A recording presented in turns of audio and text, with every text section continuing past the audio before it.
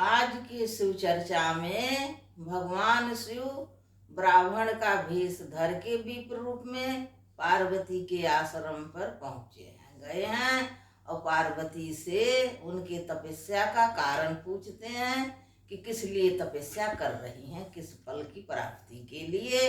मेरे प्रिय दर्शकों, आप लोगों को पसंद आए तो मेरे सासु बहू चैनल को लाइक कीजिए, सब्सक्राइब कीजिए। बोलो देवायाधिदेव महादेव की जय।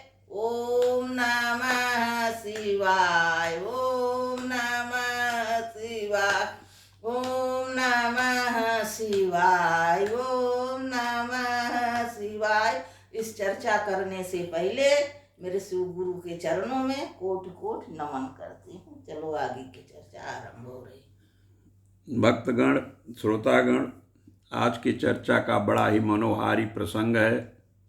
जब सप्तर्षि लौट गए माँ पार्वती को समझाकर कि इनसे शादी कर लो, उनसे शादी कर लो, कहाँ भूत प्रेत कपाली के चक्कर में पड़ी हो, और पार्वती ने मना कर दिया कि बरऊँ संभुनत रहूँ कुमारी कुंवारी, तो लौट गए सप्तर्षि संतुष्ट होकर। प्रेम परीक्षा उनकी पूरी हो गई माँ पार्वती की। वो लोग अपने अपने निज धाम को चले गए और शंकर जी को ये सूचना मिल गई कि प्रेम परीक्षा में पार्वती पास हो गई हैं, उत्तीर्ण हो गई हैं, जीत गई हैं। तो शंकर जी ने सोचा क्यों न मैं ही चल के पूछ लूँ, कुछ हाल चाल देख आऊँ पार्वती का। शादी करना ही है, आजकल भी होता है, ऐसा है कि जिस लड़की से शादी करनी है वर पक्ष उसको देखने जरूर जाते हैं। हाँ, पहले माता पिता पंडित नाई जाते थे, अब वर खुद ही जाता है देखने। तो ये तो बहुत एडवांस, बहुत पहले की बात है शंकर जी की। तो शंकर जी पार्वती को देखने जाना उनको था, तो उन्होंने अपना रूप त्यागा और एक ब्राह्मण का भेष पकड़ा। और ब्राह्मण के भेष में जहाँ पार्वती जी तप कर रही थी, जिस आश्रम में, भगवान शंकर जी देवी के तप की परीक्षा लेने का विचार किए और वहां पर पहुंचे। वे मन ही मन भगवान शंकर जी पार्वती से बहुत संतुष्ट थे। परीक्षा का तो मात्र एक बहाना था। और पार्वती जी को देखने के लिए जटाधारी तपस्वी का रूप धारण किए भगवान शंकर जी, और उसी आश्रम में गए जहाँ पार्वती जी तपस्या कर रही थी। लेकिन शंकर जी के तेज का जो प्रकाश था वो बूढ़े ब्राह्मण पर, उस तपस्वी ब्राह्मण पर जिसका वो रूप धारण किए थे, दंड और छत्र लिए थे, वो बहुत चमक रहा था। जब आश्रम में भगवान शंकर जी पहुंचे, पार्वती जी के आश्रम में, तो देवी शिवा अपने सखियों से घिरी हुई और वेदी पर बैठी थी। वो चंद्रमा की तरह विशुद्ध कला सी प्रतीत हो रही थी। और ब्राह्मण ब्रह्मचारी का स्वरूप धारण किए भक्त वत्सल भगवान शंभु पार्वती देवी को देखकर प्रीतपूर्वक उनके पास गए। उन अद्भुत तेजस्वी ब्राह्मण देवता को आया देखकर उस समय देवी शिवा ने समस्त पूजन सामग्रियों द्वारा उनकी पूजा की, विधिवत पूजा की। जब उनका भली बात सत्कार हो गया, तो पूजा संपन्न कर लेने के बाद पार्वती जी ने बड़ी प्रसन्नता से और प्रेम भाव से उन ब्राह्मण देवता से आदर पूर्वक कुशल समाचार पूछा। ब्रह्मचारी जी, स्वरूप धारण करके आए हुए हो या आप कोई देवी देवता हो? कहाँ से पधारे हैं आप? हे वेद वेत्ताओं में श्रेष्ठ विप्रवर, आप अपने तेज से इस वन को प्रकाशित कर रहे हैं। मैंने जो कुछ जानना चाहा है, मैंने जो कुछ आपसे पूछा है, क्या आप बताने की कृपा करेंगे? भगवान शंकर जी वैसे पकड़ में तो आ गए थे माँ पार्वती के, पकड़ में आ गए थे, लेकिन उन्होंने कहा कि मैं इच्छा अनुसार विचरने वाला वृद्ध ब्राह्मण हूँ।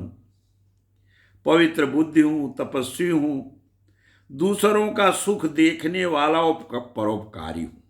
ये सारे गुण मेरे अंदर में हैं, इसमें कोई संशय नहीं है। तुम बताओ तुम कौन हो, तुम किसकी पुत्री हो, इस निर्जन वन में किसके लिए इतनी घोर तपस्या कर रही हो? कभी पंजे के बल खड़ी होकर तपस्या करती हो? हाँ, मुनि और ऋषि भी ऐसी तपस्या नहीं करते हैं। न तो तुम बालिका दिख रही हो छोटी सी, न वृद्धा हो, बहुत सुंदरी हो, तरुणी हो, फिर ये तपस्या किस लिए? हाँ, किस लिए इस वन में आकर कठोर तपस्या कर रही हो? किसी पति के लिए कर रही हो क्या? भगवान शंकर जी ने जानना चाहा। या किसी तपस्वी के लिए तपस्या कर रही हो? क्योंकि तुम तो भाई तपस्वी हो, तुम्हें कोई तपस्वी ही चाहिए। जैसे आजकल डॉक्टर के लिए डॉक्टर नहीं चाहिए, मास्टर के लिए मास्टर नहीं चाहिए। तो भगवान शंकर जी ने पूछा कि भाई तुम तो तपस्विनी दिख रही हो, तो तुम्हें तो कोई तपस्वी के लिए ही तुम ये पूजा, ये तपस्या कर रही होगी। बोलो बोलो, तुम किसके कुल में उत्पन्न हुई हो? तुम्हारे पिता कौन है, माता कौन है, तुम्हारा नाम क्या है? हे महासौभाग्य रूपा, तुम्हारा तपस्या से अनुराग व्यर्थ है। क्या तुम वेद माता गायत्री हो, कि तुम लक्ष्मी हो, अथवा क्या सुंदर रूप वाली सरस्वती हो? इन तीनों में तुम कौन हो? कि मेरे अनुमान में मैं निश्चय नहीं कर पा रहा हूं कि तुम कौन हो। पार्वती जी को बड़ा आश्चर्य हुआ कि मुझे इतना महत्व क्यों दे रहा है ये ब्राह्मण, बूढ़ा ब्राह्मण है। मेरी प्रशंसा इतने करते करते मुझे गायत्री बता रहा है, मुझे लक्ष्मी बता रहा है, मुझे सरस्वती बता रहा है। तो पार्वती जी ने कहा कि हे विप्रवर, हे श्रेष्ठ विप्रवर, न तो मैं वेद माता गायत्री हूं, समझे, और न मैं लक्ष्मी हूं, और न मैं सरस्वती ही हूं। मैं तो इस समय हिमालय के घर उत्पन्न हुई हिमालय राज की पुत्री हूं। और मेरा नाम जानना चाहते हो? मेरा नाम पार्वती है। हाँ, और मैं थोड़ा आपको बता दूं कि मैं कौन हूं। इससे पहले, इसके पूर्व जन्म में मैं प्रजापति दक्ष की पुत्री थी। उस समय मेरा नाम सती था। आपके समझ में आ रहा है महोदय ब्राह्मण देव? एक दिन क्या हुआ कि मेरे पिता ने मेरे पति की निंदा कर दी, जिससे कुपित होकर मैंने योग के द्वारा शरीर को त्याग दिया। उस जन्म में भी भगवान शिव मुझे मिल गए थे, परंतु भाग्यवश कहें कि दुर्भाग्यवश कहें, काम को भस्म करके वो मुझे ही छोड़कर चले गए। हे ब्राह्मण, शंकर जी के चले जाने पर मैं विरह ताप से दग्ध हो उठी। तपस्या के लिए दृढ़ निश्चय करके पिता के घर से यहां गंगा जी के तट पर चली आई हूं। यहां दीर्घ काल तक कठोर तपस्या करके भी मैंने अपने प्राण वल्लभ को न पा सकी। शंकर जी यहां आए नहीं, जबकि उनका नाम भक्त वत्सल है, भक्तों पर कृपा करते हैं। तो जब वो नहीं आए तो मैंने एक निश्चय किया है कि ठीक है, एक बार मैं सती हुई थी, सती थी, जल गई थी अग्नि में। अब वो सती नाम ऐसा हो गया है कि जो महिलाएं अपने पति के लिए जलती हैं, उनका नाम सती हो जाता है, अपने पति के लिए जलने पर। अब लग रहा है कि मुझे वो क्रिया फिर से दोहरानी पड़ेगी। हाँ, अब अग्नि में प्रवेश करूंगी और शंकर के लिए मैं पुनः भस्म होती हूं, फिर जलती हूं। इतने में ही जब मैं ये सोच विचार रही थी तो महोदय आप आ गए, ब्राह्मण देव आप आ गए। तो मैं थोड़ी देर के लिए ठहर गई, रुक गई, आपका स्वागत सत्कार किया। अब आप यहां से जाएं महोदय, मैं अब अग्नि में प्रवेश करूंगी, क्योंकि भगवान शिव ने मुझे स्वीकार नहीं किया। अगर स्वीकार किया होता तो स्वयं भगवान स्वयं आते, मेरी बार बार परीक्षा न लेते। मुझे तो ऐसा लगता है जो 7 साधु आए थे वो भी उन्हीं द्वारा भेजे गए थे, और लगता है मैं परीक्षा में फेल हो गई। उन साधुओं ने जाकर उल्टा सीधा बताया होगा शंकर जी को, इसलिए अब मैं अग्नि की शरण में जाती हूं और मुझे कोई रास्ता नहीं सूझ रहा। फिर मैं जन्म लूंगी, ऐसी कोई बात नहीं, और जहां जहां मैं जन्म लूंगी शिव को ही पति के रूप में वर्ण करूंगी, मैं किसी दूसरे का पति के रूप में वर्ण करूंगी नहीं। जब ऐसा कहकर पार्वती उन ब्राह्मण देवता के सामने अग्नि में समाने लगी तो ब्राह्मण देवता घबरा गए।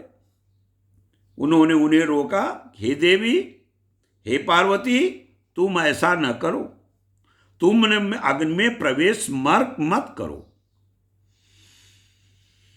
हाँ, लेकिन पार्वती जी नहीं मानी। अब शंकर जी मन में बहुत दुखी भी हो रहे थे और प्रसन्न भी हो रहे थे। दुखी इसलिए हो रहे थे पार्वती उनकी बात नहीं मान रही थी, और प्रसन्न इसलिए हो रहे थे कि चलो आग में कूद के देखो क्या होता है। हाँ, तो देवी पार्वती उस ब्राह्मण के सन्मुख ही दहकती हुई आग में जो चिता लगी हुई थी उसमें प्रवेश कर गई। जो चंदन की लकड़ी धू धू के जल रही थी, ओ माँ पार्वती के प्रवेश करते बिल्कुल शीतल, बिल्कुल ठंडी बर्फ हो गई, पूरी आग बुझ गई और पार्वती जी जली नहीं। हाँ, थोड़ी देर तक पार्वती जी बैठी रही उस पर। हाँ, जब उठने लगी तो ब्राह्मणधारी जो शिव ने थे सहसा फिर से हंसे। हाँ, पूछा उनसे कि बताओ भद्रे, तुम्हारा तब क्या है? मेरी समझ में कुछ नहीं आया। इधर अग्नि में तुम्हारा शरीर नहीं जलता। हाँ, यह तो तपस्या की सफलता का सूचक है कि तपस्वी का शरीर अग्नि में नहीं जलता, उसको तो तपोग्नि में जलाया जाता है। हाँ, परंतु अब तक तो तुम्हें तुम्हारा मनोरथ तो प्राप्त होगा ही होगा, लेकिन हमें लगता है कि मनोरथ प्राप्त हुआ नहीं। इससे तुम्हारी विफलता प्रकट होती है। अतः तुम ऐसा करो देवी, तुम मुझ श्रेष्ठ ब्राह्मण के सामने तुम अपने अभीष्ट मनोरथ को सच सच बताओ, क्या चाहती हो। ब्राह्मण के इस प्रकार पूछने पर उत्तम व्रत का पालन करने वाली अंबिका ने अपनी सखी को उत्तर देने के लिए कहा। जया विजया दो उनकी सखियां थी। पार्वती जी के कहने पर उनकी विजया नामक प्राण प्यारी सखी जो थी, उत्तम व्रतधारी जटाधारी उस तपस्वी से कहा, हे साधो, हे ब्राह्मण, तुमसे पार्वती के उत्तम चरित्र का और उनकी तपस्या के समस्त कारणों को बताती हूं मैं। आप बहुत ध्यान से सुने। मेरी सखी गिरिराज हिमालय की पुत्री हैं। ये पार्वती और काली नाम से विख्यात हैं। इनकी माता का नाम मेनका है। अब तक किसी ने इनके साथ विवाह नहीं किया है। ये भगवान शिव के सिवा दूसरे किसी को चाहती भी नहीं है। इन्हीं के लिए 3000 वर्षों से तपस्या कर रही है। भगवान शिव की प्राप्ति के लिए ही मेरी ये सखी पार्वती जो है वो तप प्रारंभ किया है। हे विप्रवर, हे ब्राह्मण देव, इसमें जो कारण है उसे बताती हूं। क्या आप ध्यान से सुनेंगे? ये पर्वत राजकुमारी ब्रह्मा, विष्णु तथा इंद्र आदि देवताओं को भी छोड़कर केवल और केवल पिनाकपाण भगवान शंकर को ही पति के रूप में प्राप्त करना चाहती हैं। और इनके जो गुरु जी हैं उनका नाम है देवर्षि नारद। देवर्षि नारद का आदेश पाकर अपने गुरु का आदेश पाकर एक कठोर तपस्या कर रही हैं। हे ब्राह्मण देवता, हे द्विज श्रेष्ठ, आपने जो कुछ पूछा था उसके अनुसार मैंने प्रसन्नतापूर्वक अपनी सखी का मनोरथ आपको बता दिया। अब आप बताएं कि अब आप क्या और सुनना चाहते हैं। जब उस ब्राह्मण देवता ने विजया का यथार्थ वचन सुना तो जटाधारी तपस्वी, जो स्वयं रुद्री थे, वो हंसते हुए बोले, सखी ने तो ये जो कुछ कहा है उसमें मुझे परिहास सा अनुभव होता है। ये सब ठीक ही है, तो पार्वती देवी अपने मुंह से क्यों नहीं कहती? उस जटिल ब्राह्मण के इस प्रकार कहने पर पार्वती जी ने अपने मुंह से कहा, बताया उस ब्राह्मण को, हे जटाधारी विप्रवर, मेरा सारा वृत्तांत बड़े ध्यान से सुनो। मेरी सखी विजया ने जो कुछ कहा है वह पूर्ण का पूर्ण सत्य है, उसमें असत्य कुछ भी नहीं है। मैं मन से, वाणी से, क्रिया द्वारा सत्य कहती हूं, असत्य नहीं बोलती। मैंने साक्षात पतिभाव में भगवान शंकर का ही वर्ण किया है। यद्यप जानती हूं को दुर्लभ वस्तु भला मुझे कैसे प्राप्त हो सकती है, तथा इसके बावजूद मन की उत्कंठा से विवश होकर मैं तपस्या कर रही हूं। शायद तपस्या से भगवान शंकर जी मेरे ऊपर खुश हो जाए और मुझे पत्नी के रूप में वर्ण कर ले। अब मेरा भाव ब्राह्मण देवता आपकी समझ में आया कि नहीं? हाँ? ब्राह्मण देवता तब कहे, भाई, काफी समय से मेरे मन में यह जानने की प्रबल इच्छा थी कि देवी किस दुर्लभ वस्तु को चाहती हैं जिसके लिए ऐसा महान तप कर रही हैं। अब आपके मुखारबिंद से मैंने सब सुन लिया है। अब उस अभीष्ट वस्तु को जान लेने के बाद मैं यहां से जा रहा हूं। तुम्हारी जैसी इच्छा हो वैसा करो। यह तुम मुझसे न कहती तो मेरा यहां आना निष्फल हो जाता। अब जैसा तुम्हारा कार्य है वैसा उसका परिणाम भी होगा। जब तुम्हें उसी में सुख है तब मुझे कुछ कहने की क्या जरूरत है?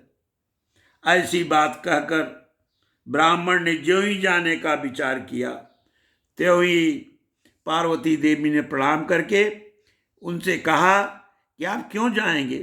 ठहरिए, मेरे हित की बात बताइए। पार्वती के ऐसा कहने पर दंडधारी, जो भगवान शंकर जी ब्राह्मण का रूप पकड़े थे, रूप धारण किए थे, रुक गए और कहे, हे पार्वती, हे देवी, यदि मेरी बात सुनने का मन है तो मुझे भक्ति भाव से यहां रोको अपने आश्रम में, और वह सब तत्व बता रहा हूं जिससे तुम्हें हिताहित का ज्ञान हो जाएगा। महादेव जी के प्रति मेरे मन में बहुत बहुत आदर है, अतः मैं उनके सब प्रकार से जानता हूं। जो भी यथार्थ बात कहता हूं तुम सावधान होकर सुनो। वृषभ के चिन्ह से अंकित ध्वजा धारण करने वाले महादेव जी सारे शरीर में भस्म रमाए रहते हैं। एक, दूसरा सिर पर जटा धारण करते हैं। दो, धोती की जगह बाघ का चर्म पहनते हैं। तीन, और चादर की जगह हाथी की खाल ओढ़ते हैं। चार, और बताऊं उनके बारे में शिव जी के, तुम्हें जो पति होने वाले हैं, हाथ में भीख मांगने के लिए खोपड़ी लिए रहते हैं। कटोरा बर्तन नहीं, खोपड़ी में भीख मांगते हैं। और बताऊं, झुंड के झुंड सांप उनके सारे अंगों में लिपटे देखे जाते हैं, और वो विष खाकर खूब हृष्ट पुष्ट होते हैं। हाँ, और जो मिल जाए अभक्ष भक्षी हैं। कोई चीज उनके लिए सब चीज ग्राह्य है। और बताऊं, देखने में बहुत भद्दे हैं, क्यों? सबके 2 आंखें होते हैं, उनके 3 आंखें हैं, बड़े भद्दे हैं। और अगर छोटा मोटा बच्चा देख ले तो डर के मारे वो मरी जाएगा, भागी जाएगा लड़का। उनका जन्म कब हुआ, कहाँ हुआ, किसके हुआ आज तक कोई नहीं जानता। न उनके कोई माता है, न पिता है, न घर है, न द्वार है। ऐसे शंकर की भाई तुम उपासना कर रही हो तो बड़ी खुशी की बात है। न उनके घर गृहस्थी है और नंग धड़ंग घूमते रहते। और मैं तुम्हें बताऊं, तुम्हारी चूंकि शंकर जी में आसक्ति है, वो किसी देवी देवता के साथ नहीं रहते। जानते किसके साथ रहते हैं? भूत प्रेतों के साथ। हाँ, भूत प्रेतों के साथ वो रहते हैं। 1-2 नहीं, हजारों सैकड़ों भूत उनके आसपास। इन सब कारणों से मेरी समझ में देवी नहीं आ रहा है, तुम अपना पद क्यों बनाना चाहती हो? हाँ, तुम्हारे ज्ञान को तो मैं मूर्खता कहूंगा। इस बात को आज सोच विचार के मुझे बताओ। दक्ष ने अपने यज्ञ में अपनी ही पुत्री सती को केवल यही सोचकर नहीं बुलाया वह कपालधारी भिक्षु की भार्या है। इतना ही नहीं, उन्होंने यज्ञ में भाग देने के लिए सब देवताओं को बुलाया, किंतु शंभु को नहीं बुलाया। सती उसी अपमान के कारण अत्यंत क्रोध से व्याकुल हो उठी, और वही सती तुम हो। हाँ, तो उन्होंने अपने प्राण छोड़ दिए थे, अब फिर से तुम्हें अपने प्राण त्यागने ही होंगे। फिर शंकर जी को प्रसन्नता हुई, उनके मन में आया कि सती पास हो गई। शेष जो वर्णन है वो कल किया जाएगा। शंकर जी ने कहा, तुम तो स्त्रियों में रत्न हो, तुम्हारे पिताजी समस्त पर्वतों के राजा हैं, तुम्हें इतनी कठोर तपस्या करने की कोई आवश्यकता नहीं है। जाओ, तुम्हारी हर अभिलाषा की पूर्ति होगी। ऐसा कहकर के भगवान शंकर जी वहीं अंतर ध्यान हो गए। बोले शंकर भगवान की जय।